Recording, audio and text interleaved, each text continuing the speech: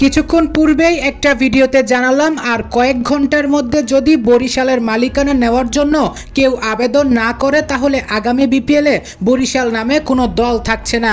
শুধু তাই নয়, এটাও বলেছিলাম মিজানুর রহমান নিজেও আসবে না এবং কাউকে আসতেও দিচ্ছে না। কিন্তু মিজানুর রহমানের তোয়াক্কা না করে তার বাধা ভেঙে এবার আকাশবাড়ি হলিডে নিজেদের আবেদনপত্র জমা দিয়েছে বরিশালের মালিকানা নেওয়ার জন্য। হ্যাঁ দর্শক, আপনি ঠিকই শুনছেন। মূলত এর আগে ফ্রেশ কোম্পানি এছাড়াও বরিশালের স্থানীয় একটা কোম্পানি আবেদনপত্র জমা দেওয়ার জন্য বিসিবির কাছে এসেছিলেন। সেখান থেকে মিজানুর রহমান তাদেরকে বাধা দিয়ে সরিয়ে নিয়েছে, অর্থাৎ যার ফলশ্রুতিতে বড় বড় দুই কোম্পানি আসতে পারেনি। কিন্তু আকাশবাড়ি হলিডে সেই বাধা মানেনি। তারা বাধা ভেঙে বরিশালের মালিকানা নেওয়ার জন্য বিসিবির কাছে আবেদনপত্র জমা দিয়েছে কিছুক্ষণ আগেই।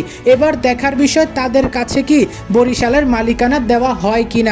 মূলত আকাশবাড়ি হলিডে হচ্ছে একটা এজেন্সি গ্রুপ। প্রিয় দর্শক, আমাদের দ্বিতীয় চ্যানেল দেওয়ান স্পোর্টসের সাথেই থাকুন। সব আপডেট একেবারে এই চ্যানেলে দেওয়া যাচ্ছে না, এর পরের বাকি আপডেটগুলো ওই চ্যানেলে আপনারা পেয়ে যাবেন, সেখানে আপলোড দিব।